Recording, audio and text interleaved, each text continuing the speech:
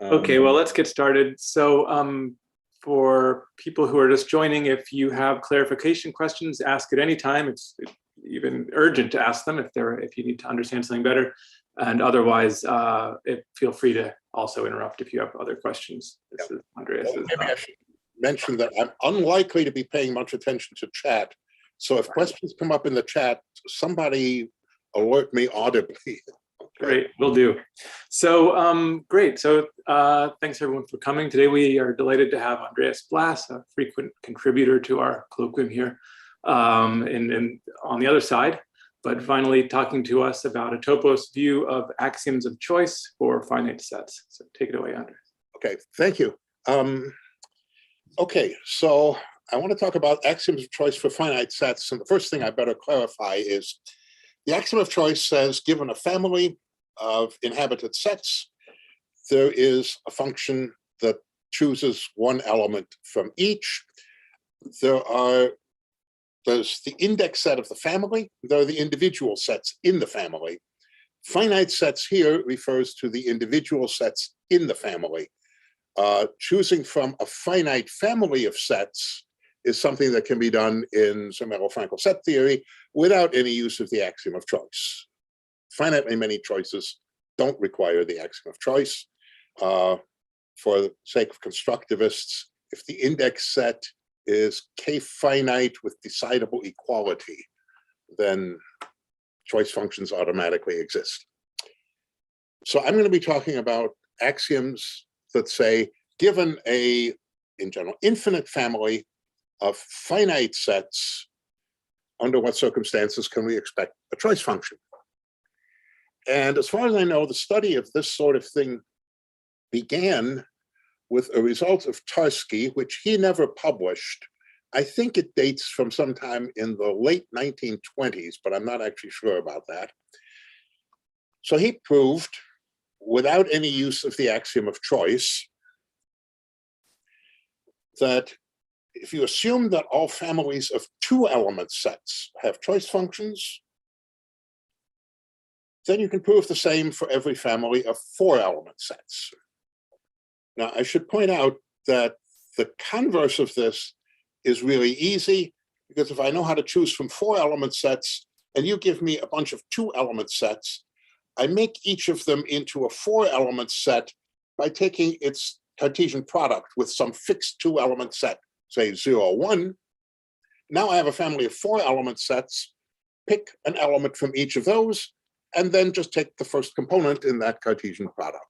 So in general, if I can choose from families of sets of some cardinality, then I can do the same for any divisor of that cardinality. So not just from 4 to 2, but you can divide by whatever number you like. But this direction, the direction that Tarsky proved, is non-trivial. Excuse me just a minute. I neglected to tell my phone not to interrupt me. You can interrupt me, but the phone shouldn't. So let me indicate, since a colloquium should have at least one proof, and I might as well get it over with right away. So let me indicate how Tarsky's proof goes. So we're given a family of four-element sets. We want to choose an element from each. There's no loss of generality in assuming that those sets, those four-element sets, are pairwise disjoint because I can tag them with indices and so on. I don't think I'm actually going to use that assumption, but I'm going to wave my hands and say this set, and that set, without going that set, and like that. So given a family of four-element sets, here's what I'm going to do. In each four-element set, choose from each of the 6 two-element subsets one of its elements. I can do that by assumption. I'm choosing from a bunch of two-element sets. Okay, choose an element. So from each pair within one of these four-element sets, I've made a choice. Now let's look at what happens inside one of these four-element sets. I've made 6 choices. And I even wrote that on the slide. You've made 6 choices. So the 4 elements in the set were not all chosen equally often, because by great good fortune, 4 does not divide 6. So consider those elements in the 4-element set that were chosen most often. There might be just one of them. That can happen. You can have one element that was chosen from all 3 of the pairs that contain it, and then each of the other elements was chosen only once. If there's a unique element chosen most often, that picks out that one element from your 4-element set. So that's your choice from that 4-element set. Another easy case is a 3-way tie. 3 chosen equally often. That can happen also. 3 elements can be chosen twice each, and the remaining element not chosen at all. Well, in that case, take that remaining element, take the loser. If there's a 3-way tie for winner, take the loser, and let that be your chosen element from that 4-element set. The last option is that there's a 2-way tie, which also can happen. You could have 2 elements that were chosen twice each, and the other 2 elements were chosen once each. In that case, take the two winners. That's one of the 2-element sets from which you chose an element way back at the beginning. So you just take the one you chose.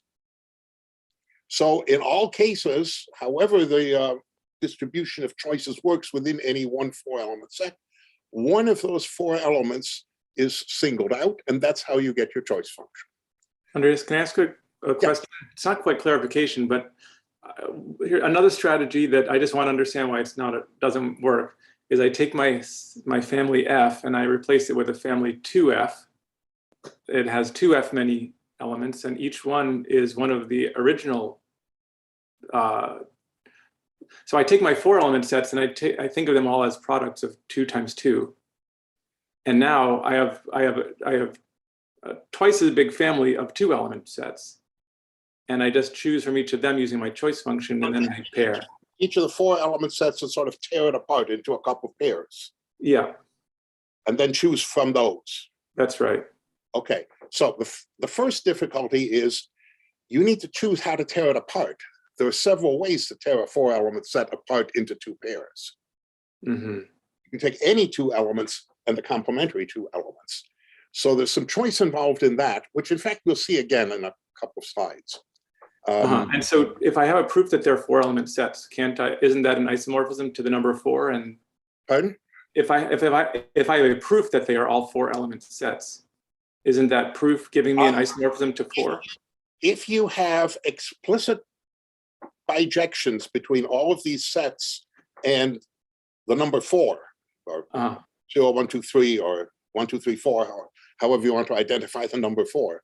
If you have those explicit bijections, then you're in great shape, because then I just take the bijection and apply it to 1 and that puts out the element right off. Okay, great. Thank you. Thank you.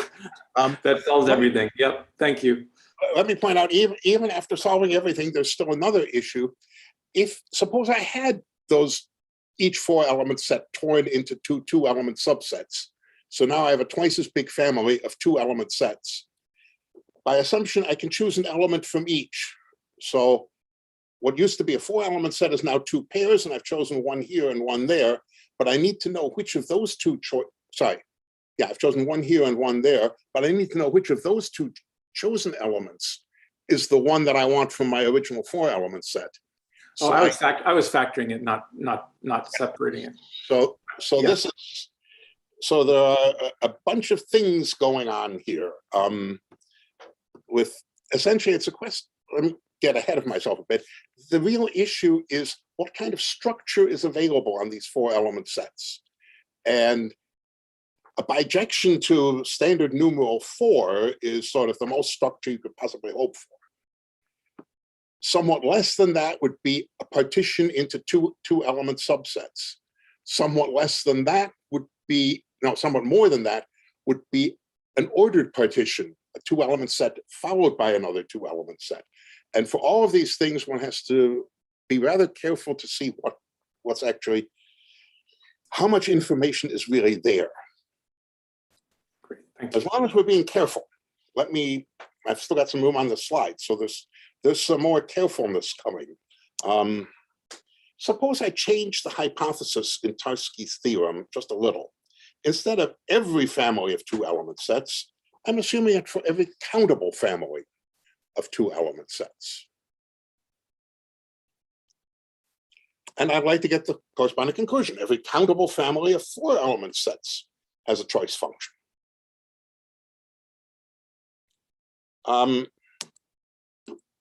claim I haven't actually proved that, or Tarsky hasn't actually proved that.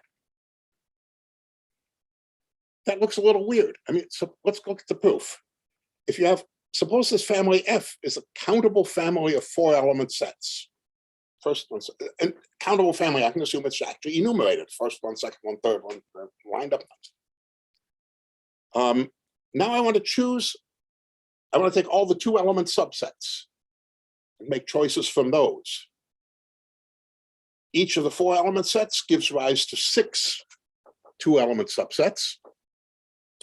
So the number of 2-element subsets that I need to choose from is countable times 6, which is countable. So countable family of 2-element sets? Well, no.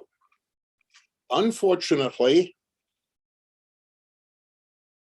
countably many 6-element sets do not necessarily add up to a countable set. How would you count it? Well, you count the 6 things in the first one, and then you count the 6 elements of the second, and then the 6 elements of the third, and so on. But in what order are you going to count? Well, those 6 elements, you can count them, 1, 2, 3, 4, 5, 6, big deal. Yeah, but you have to choose an ordering in which to count them for each of those countably many sets. So you would be using another bit of axiom of choice there in order to say that you're dealing with only countably many 2-element sets. So Tarsky, with this proof, did not actually prove the countably indexed version of the theorem. And that's a good thing because it's false. It's not only not proved by Tarsky's proof, it's not provable in Zermelo-Fraenkel set theory. Maybe I should say something about not provable. Zoom says participants can now see your application. I've been assuming you can see this slide all along. Are you seeing anything else? I'm not seeing anything else. Okay, maybe Zoom is just slowly noticing that you're seeing my slides. Okay, so how does one know that something like this can be false? Well, one constructs models of set theory in which it's true that every countable family of 2-element sets has a choice function, and it's not true that every countable family of 4-element sets has a choice function. How does one construct models of set theory where weird stuff happens? Well, since the 1960s, we've had this forcing technique due to Cohen, which he used to get the independence of continuum hypothesis and the axiom of choice and so on. But I'm talking about Tarsky in the 1920s. What would he have done? I'm not sure he actually checked that it can be false, but the methods were available, namely the method of permutation models. Strictly speaking, it doesn't apply to ZF. It applies to ZF modified to allow for atoms, things that are not sets, but can be elements of sets. A rather natural set theory. You know, there's lots of stuff here, like my COVID mask and my pen and my nose and so on, that are not sets, but can be elements of sets. In that context, it's much easier to get independence results. And in fact, Fraenkel had already proved the independence of the axiom of choice under those circumstances back in 1922. So the notion at the bottom of the slide here of something like this can be false. There were methods available to show that such things can be false. They may not have been well known yet, but they had been developed in particular by Fraenkel. Okay, the next bit of the story, moving ahead to the 1930s, Mostowski analyzed the situation in more generality, implications between axiom of choice for sets of specified finite sizes. I might add that in this 1937 paper of Mostowski, he actually did present Tarsky's theorem with Tarsky's proof, with correct attribution. He says that this is a theorem of Tarsky. He presented it in the fine print, and I really do mean fine print, literally. I mean, it's a paper in Fundamenta, And this result and the proof of Tarski's are printed in smaller type. It's not a footnote, it's in the main text, but it's smaller than everything else in the paper. So this is sort of the fine print of Mostowski's paper.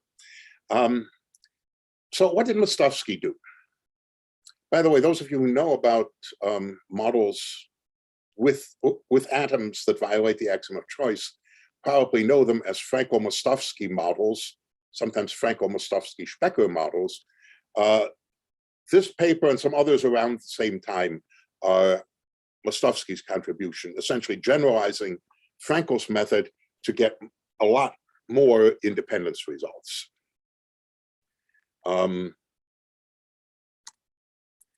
So Mostowski obtained some number-theoretic and group-theoretic conditions for provability. We've already seen that number-theoretic things, at least some very simple number theory, is relevant in Tarski's proof. The fact that 6 isn't divisible by 4 was important, that we don't have a 4-way tie between all the elements as to how often they get chosen. Group theory also shows up in the idea that, well, the amount of structure on these sets can matter. Like, can I split them into pairs? Do I have any structure at all on them? And so on. And this can be described in terms of automorphism groups and so on.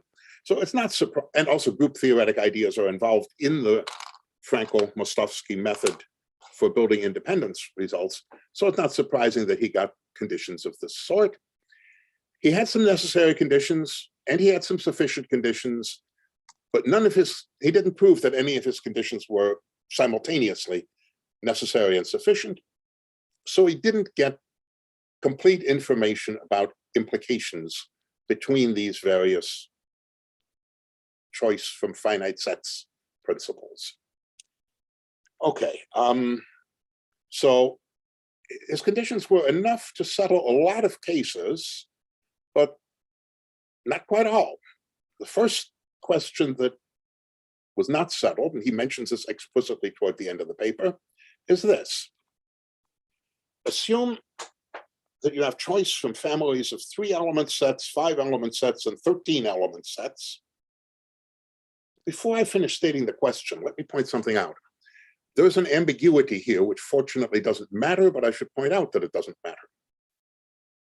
Is this 3 separate assumptions, choice from 3-element sets, choice from 5-element sets, choice from 13-element sets, or is it an assumption that you can choose from any family of sets whose sizes are among 3, 5, and 13, even if they're all sort of mixed together in one family? And the answer is it doesn't matter, because if you had them all mixed together, you could take the subfamily of 3-element sets, the subfamily of 5-element sets, the subfamily of 13-element sets. If you get choice functions for each of those subfamilies, you could just pick one choice function for each and glue them together to make a choice function for the original family. I emphasize the word pick. Sounds dangerously like axiom of choice, but I'm only making 3 choices. And 3, thank goodness, is finite. So, okay. So it doesn't matter which side of the ambiguity you interpret this as. It's the same assumption in any case. The question is, does it follow that all families of 15-element sets have choice functions? So this, it looks like a totally random question. Why 3, 5, 13, 15? But the answer is that essentially anything simpler than this was settled by Mostowski's necessary conditions or Mostowski's sufficient conditions. So this was the remaining open problem, well, the first remaining open problem. And all of this was settled by Robert Gauntt in 1970, showing that one of Mostowski's group theoretic sufficient conditions is also a necessary condition. And I'll put that condition, I think it's on the very next slide, unless I inserted some intermediate proofs. In particular, choice from 3-element, 5-element, and 13-element sets does not imply choice from 15-element sets. Gauntt's publication record on this is somewhat sketchy. So following in the tradition of Tarsky with his original result, Gauntt wrote a PhD thesis dated 1969, in which he got a lot of results about these finite axioms of choice, but not the sort of final solution of Mostowski's questions. That came a bit later, as I said here, 1970. His thesis results were already announced in an abstract in the notices of the AMS in 1968. The result I'm citing here was also announced in the notices of the AMS in an abstract in 1970. As far as I know, Gauntt never published this. I think he wrote it up. I've heard references to his preprint, but I've never actually seen it. Fortunately, John Truss wrote in, I think, 1973, a rather extensive paper in the Annals of Mathematical Logic. Oh, in those days, it was Annals of Pure and Applied. No, back then, Annals of Mathematical Logic, now Pure and Applied Logic. Wrote an extensive paper giving Gauntt's results and some considerable extensions of them also. So these results are available, but Gauntt himself never published them. Okay. What did I do next? Oh, notation, terminology, good, so I can abbreviate stuff.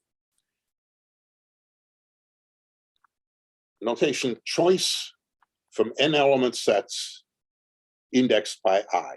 Every I indexed family of n element sets has a choice function.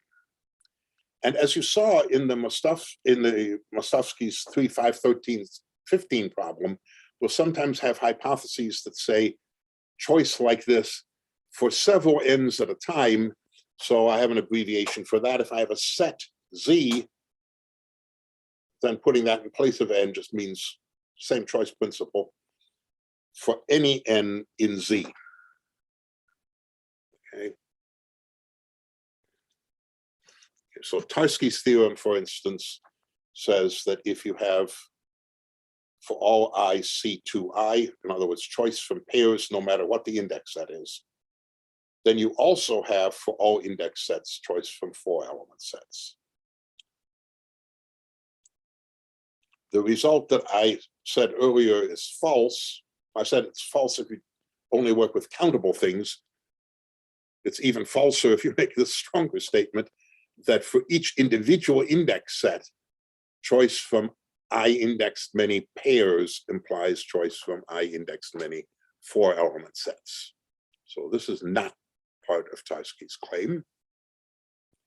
It is, however, true, and I think this is also due to Tarsky, but I'm not sure, that if you assume for any particular index set choice from I indexed pairs and I indexed triples, then you get choice from I indexed 4 element sets. Okay, and I think I actually gave a proof of that. Oh, no, before I go to proofs, insert some terminology here. I refer to this last version where you do it for each index set individually. Get the result for this index set from the hypotheses for the same index set. This I call the local implication between those choice axioms. The sort of thing up above where you get the result for any index set, but assume the hypotheses for possibly different index sets. That I'm calling global because you're making an assumption about all the index sets to get the result even for one index set. So the local version is the stronger of the two. Okay, now I think I have a proof, yeah. So this is the proof of the local implication. If you can choose from I indexed pairs and triples, then also quadruples.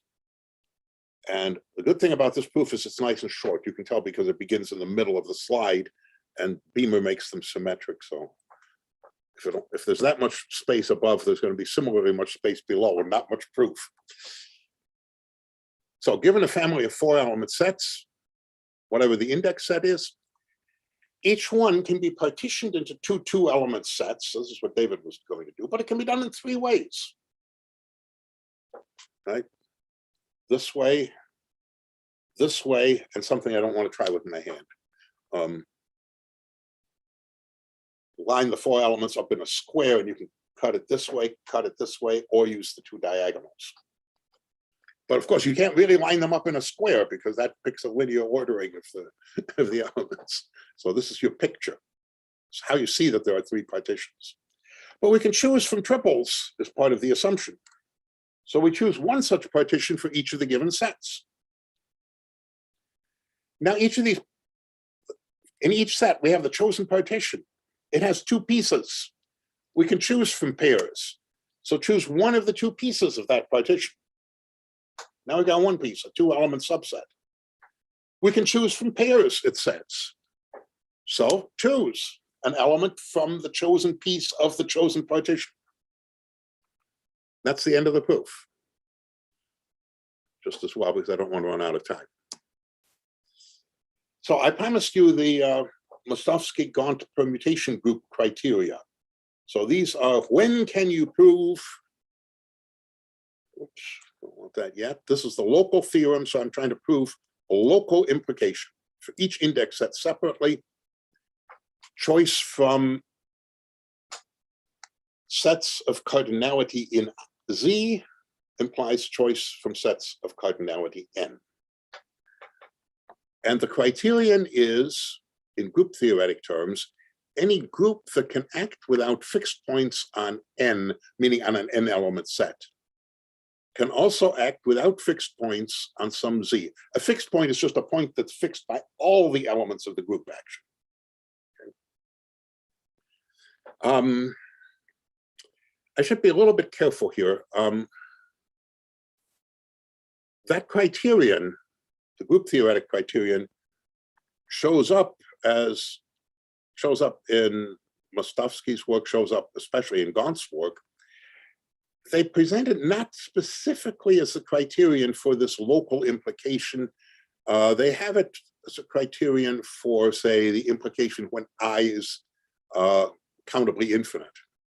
And I think Truss has it for more generally when I is any well-ordered set and so on.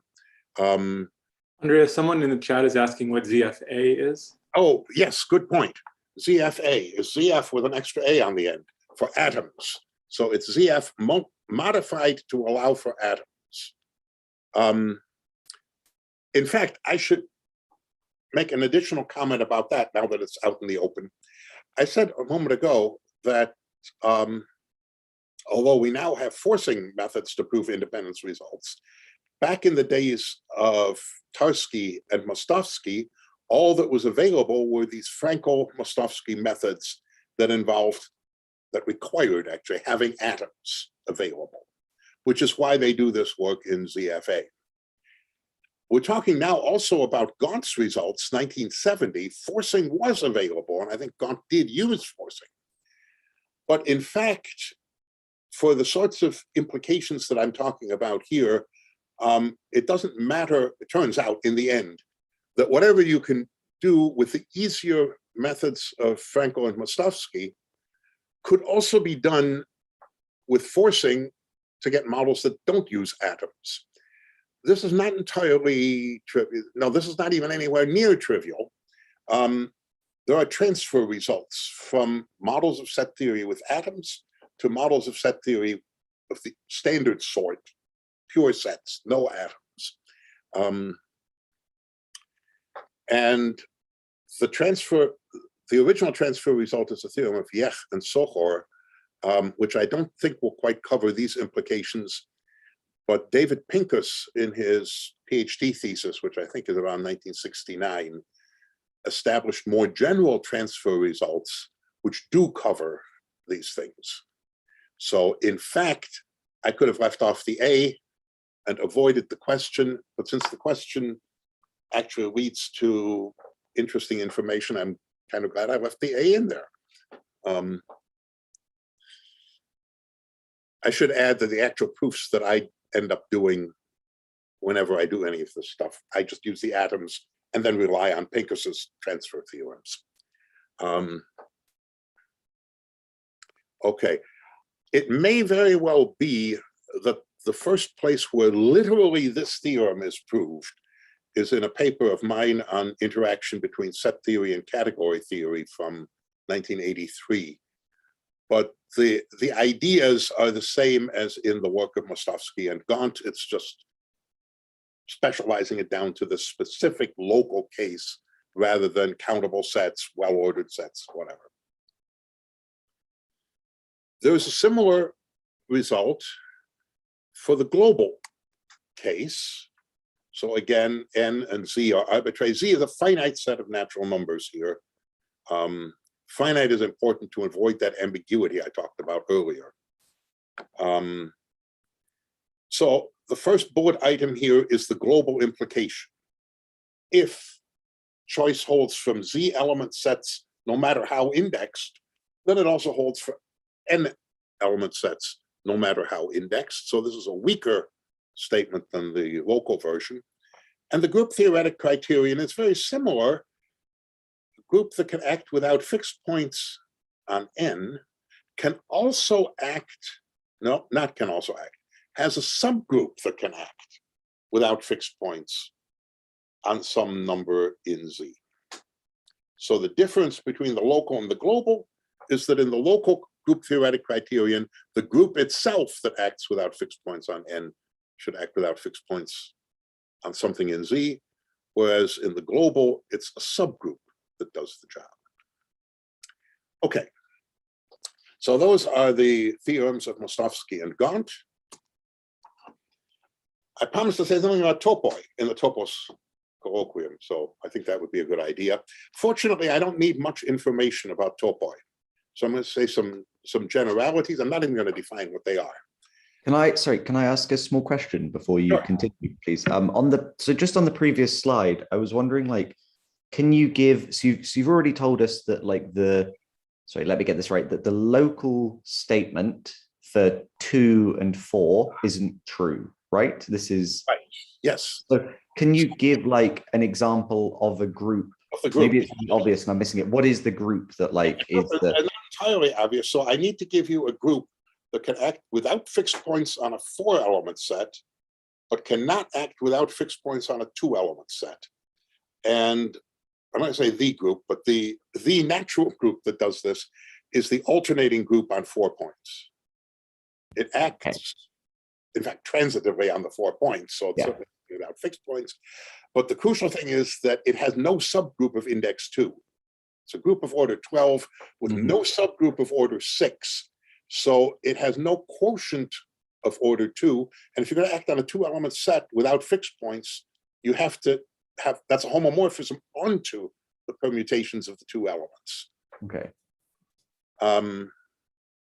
And just to finish that train of thought before I derail onto something else, the construction of the Frankel-Mostowski model, where choice holds from, say, countably many 2-element sets, but not countably many 4-element sets, that Frankel-Mostowski model is built using a set of atoms that is the countable union of some 4-element sets, and a group of permutations that's essentially the direct product of the alternating groups in each of those 4-element sets. So the same group that goes into the second bullet item ends up being used also in the first bullet item, just in a slightly expanded way. Thank you. Okay. Okay. Oh, now that I'm looking at chat, I see that there are questions there. Is there? I should take a look. What's in chat? CFA. Must the subgroup be non-trivial? If you're going to act without fixed points on a set, then you have to be non-trivial, except for degenerate cases, right? When can a trivial group acts on a set by not moving anything? So everything is a fixed point. So if it's going to act without fixed points on a set, that set is going to be empty. And that's just as well, because we don't want n to be, We don't want to do choice from 0-element sets, nor do we want to do choice from 1-element sets. The former is always false, the latter is always true, so forget those. Yeah, fixes every element. Okay, yeah. All right, so I am out of chat again. What's a topos? So this is how we should think of a topos for the purpose of this talk. It's a category that's like the category of sets and functions. And it lets you do most of the constructions that you do in ordinary set theory. Unions, power sets, Cartesian products, sets of functions, all kinds of stuff like that. So similar that it makes sense to speak of structures. Structures in the usual sense of logic, a set with a bunch of relations and functions on it. And to interpret first order and even higher order formulas in such structures. So first order formulas, you want to know that you can interpret equality, interpret relations holding of some elements, interpret functions applied to elements. For higher order, you want to have power sets and spaces of functions and so on. A topos gives you all of that. Okay. Higher order intuitionistic logic is sound for these interpretations in any topos. In some topoi, but not all, classical logic is sound. Those are called Boolean topoi, in honor of George Boole, who invented classical logic. Well, that's an overstatement, I guess. The most important topoi in this talk will in fact be Boolean, but the general theorems are going to be about arbitrary topoi. So higher order intuitionistic logic is sound. But I don't want to say anything else. Oh yeah, a small convention. I want to use topos. A topos can be an elementary topos. I don't need Grothendieck or anything like that, but I do want to have a natural number object. I did want, I'm not sure I really need it, but I've written out the proofs carefully only in the case when there is a natural number object. I think they can be transported even when there isn't one. But just to cover myself in case I mess something up, assume the axiom of infinity. Let me point out also that interpretations of sentences in this so-called internal logic, or the interpretation of sentences in a topos, may not look exactly like what one would sometimes think of, even in category theoretic terms. And maybe I will postpone saying any more about that until I get to some examples. So here are some things about topoi. I'll start with the important examples for this talk. Well, I guess the first important example is the category of sets. I'm doing set theory. But there's a variant of that. Given any set I can form the topos of I-indexed families of sets, which has two standard names, sets to the I, that's reasonable. An I-indexed family of sets is a function from the index set I to sets. Another name, set/I, or set over I, refers to a standard way of representing a family of sets within the universe of sets as a single object, not just as a function. You think of the index set as laid out horizontally, and stacked up over each index is the set that it indexes. So you're sort of taking a disjoint union of all the sets in the indexed family. This is a topos. Its whole structure sort of works index by index. So a structure, let's say a group in this topos, would consist of an I-indexed family of groups.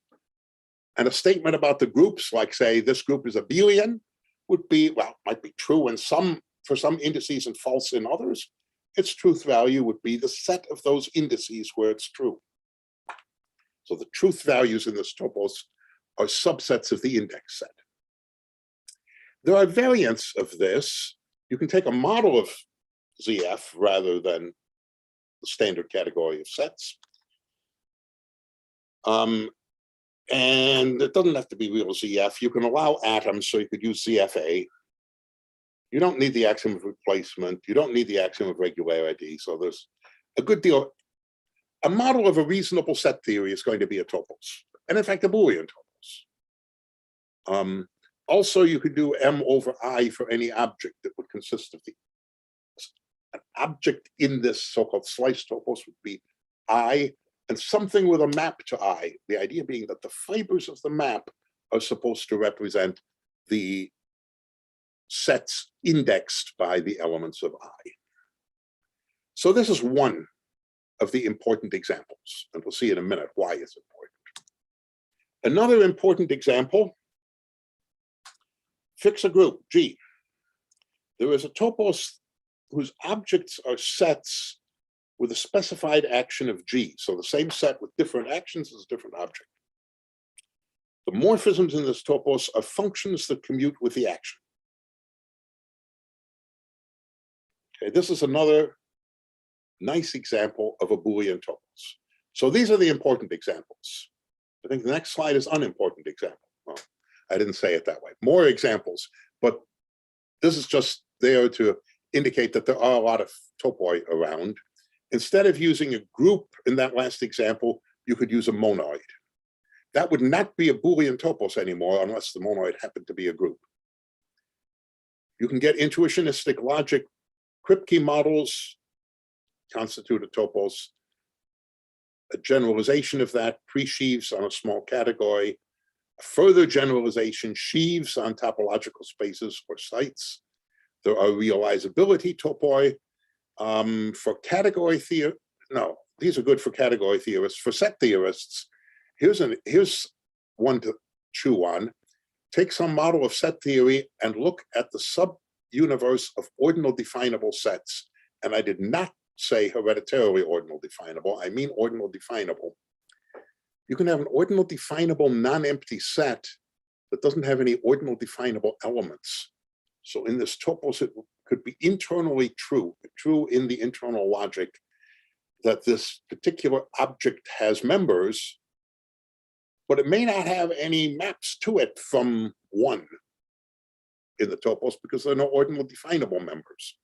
Strange things can happen between the internal logic and the and what you see actually present in the category. Okay, back to the important examples. I want to say a little bit about these I-indexed families of sets. So this is a topos, one of my first important example. An object is an index family of sets.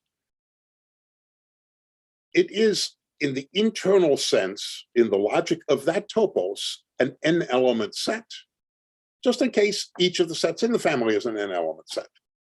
It's about the simplest you could hope for. A point, well, in general, a point of an object in any topos is a morphism from the terminal object 1 into X. A point in this example is therefore for each index a map from standard one element set into X sub I. That's a choice function. Points are choice functions. The internal logic didn't ask about choices. It just said each one individually is an n element set.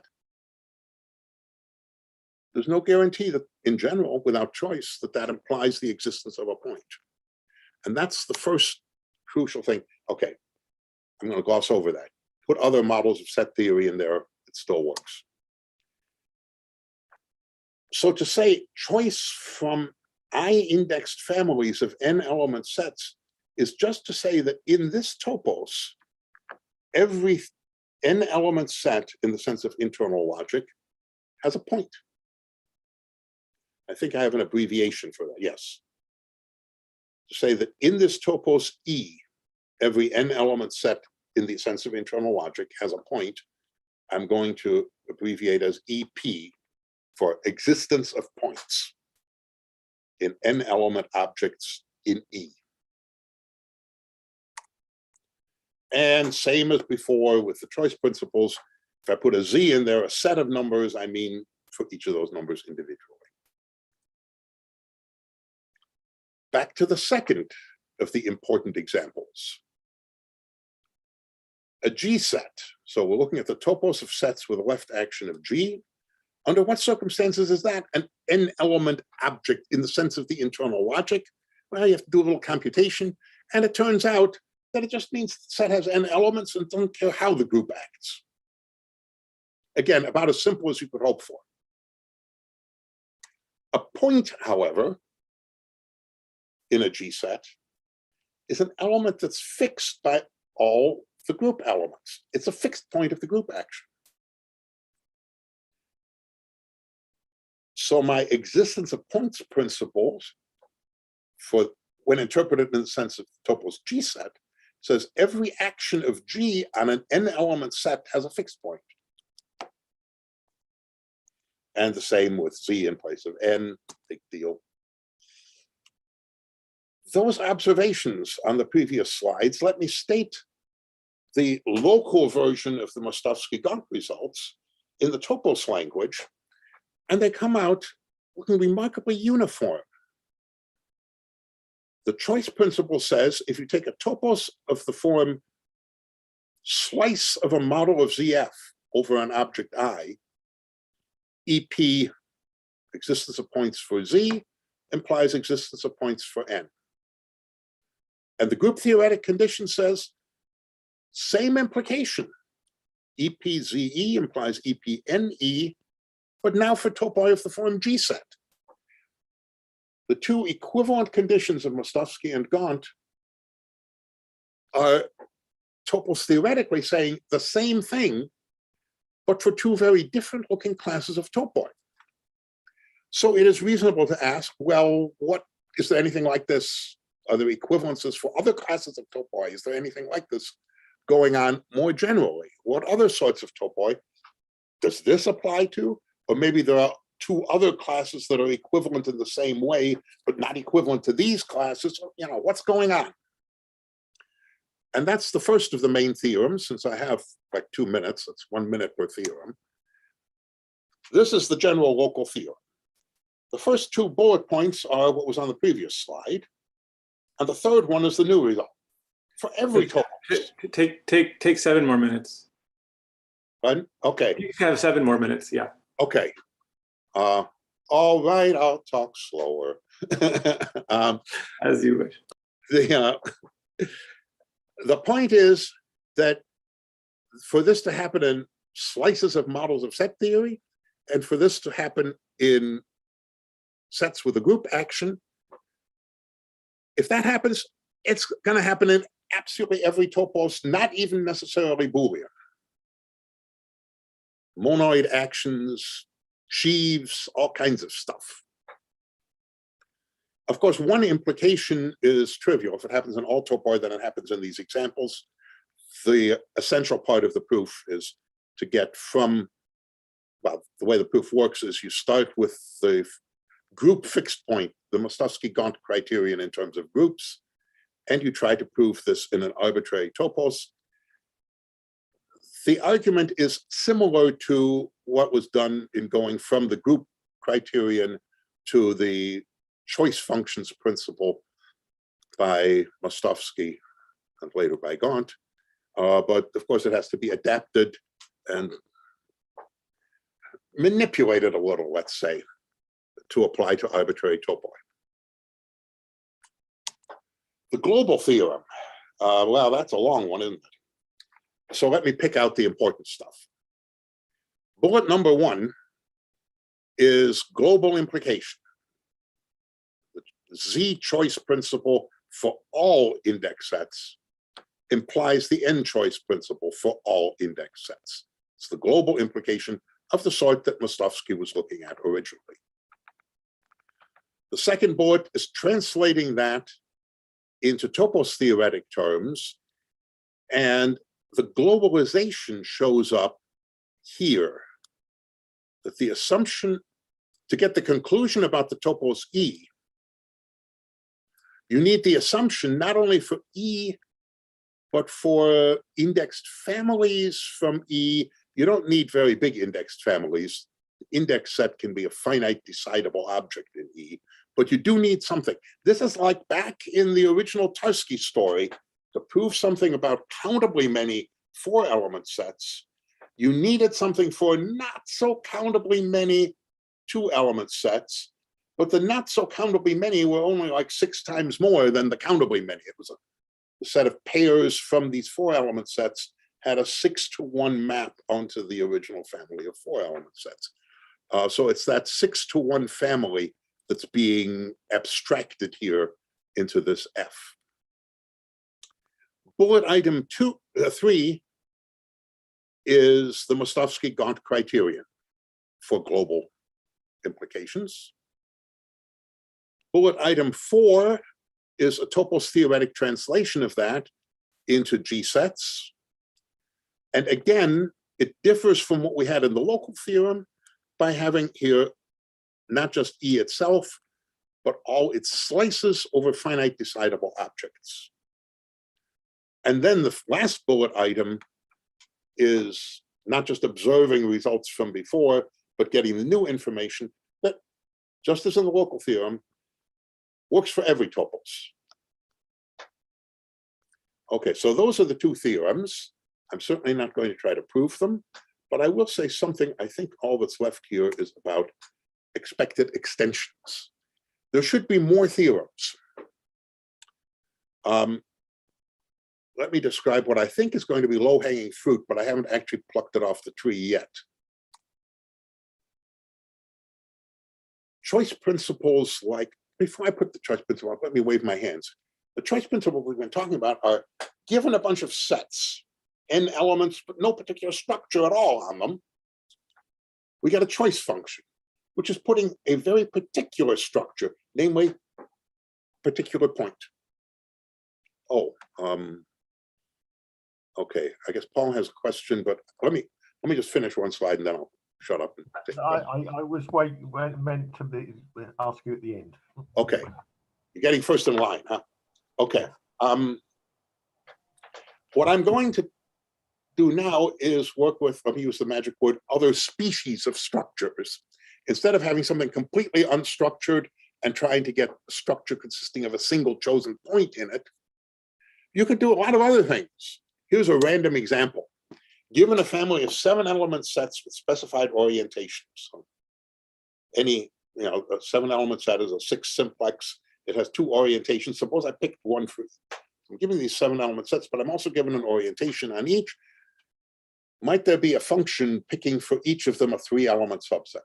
So this is a randomly chosen example of a choice principle involving some structures other than the usual ones.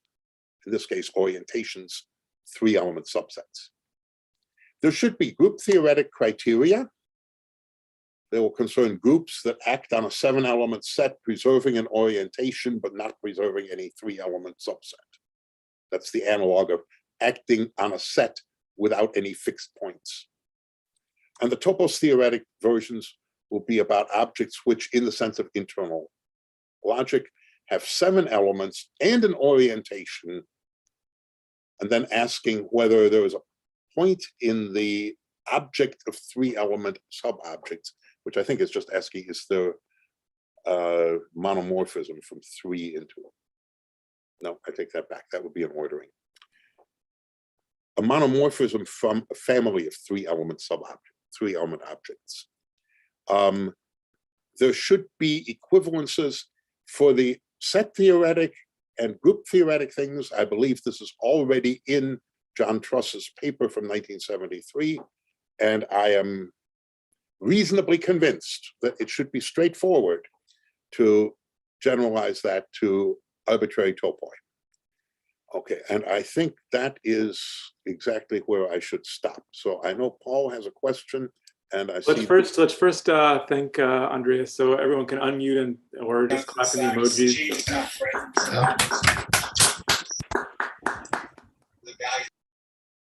Okay, so let me see. Line there, but yes, Paul, would you like to ask a question? Yeah, it's not often I say to a set theorist, that's a lovely talk. That was a lovely talk.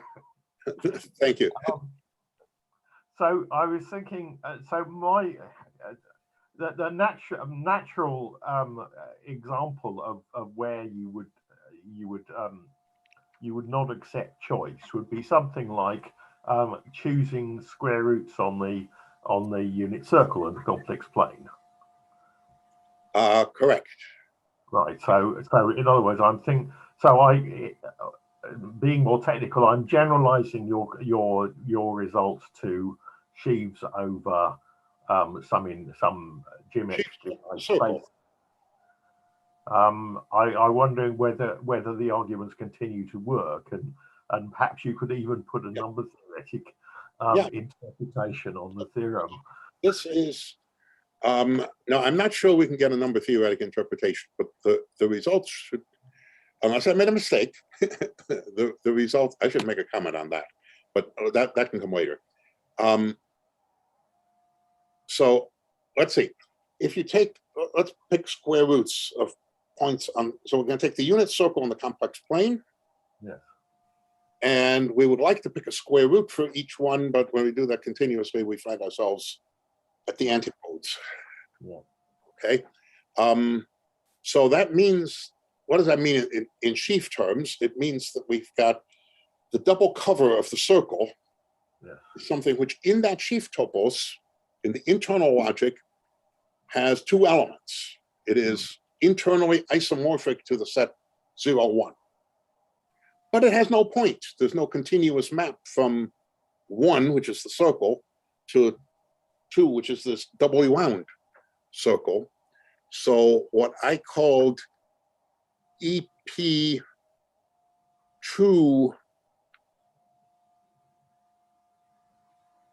EP2 for the topos of sheaves over the circle fails.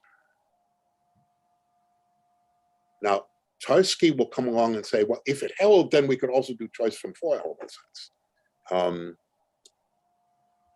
But we have to work a bit to think of geometrical interpretations of the choice principle. Right. Geometrical interpretations are going to be things where, let me see, let me go out on a limb here because I haven't thought about this, but it seems to me that what would be important in cases like this, at least the following would be important, maybe other things too. But what would be important would be things about the fundamental group of the space that you're taking sheaves over, because choice principles like this, see, what's happening here is that the fundamental group of that circle has a quotient of order 2, and that's why there's a twofold covering. Yeah. And what one would want, I guess a better way to say it is that quote, that fundamental group acts on a 2-element set without fixed points. And I would expect that the one relevant thing for merging sheaf pictures with, their topoi, my results apply allegedly to them, but to see the connection, I think one will end up with having at least the fundamental groups of those spaces connecting with the groups in the Mostowski Gauntt characterizations, and probably also with the groups involved in building the Frankel-Mostowski models. So I claim, without any solid evidence, without having thought about it very much, that there should be a connection between all of this, all the group theoretic things I ever mentioned in this talk, and the fundamental groups of the spaces over which you want to take sheaves. And I think this fits reasonably well with Grothendieck's ideas of fundamental groups being essentially defined in terms of covering spaces, rather than in terms of loops in the space and so on. Because here we're dealing with coverings with sheaves over this thing and so on. So, okay, I've talked enough about what I don't know. Right. You claim that your results were the whole range. My results, if correct, they say for all topoi, that includes the topos of sheaves over the circle, yeah. Yeah, okay, well, very nice. Let me digress for a moment as to as to whether these results are correct. So far, I have followed the great tradition of Tarsky and Gauntt in that although I first talked about these results at a conference almost 2 years ago, I haven't yet written up the paper. I've got a few pages done, but not much. So Tarsky didn't publish his stuff, Gauntt didn't publish his stuff, and there's some danger here of continuation of the tradition. This last slide is my current excuse for not having things written up, because I think there are some extensions that should be fairly easily proved by the same methods, and I would want to check that they in fact do work and can be included in the paper. Okay, well, thanks for the question, Paul, and the answer, Andreas. And I think we should stop the live stream and thank Andreas again. And then, yeah, let's do that. So thanks again.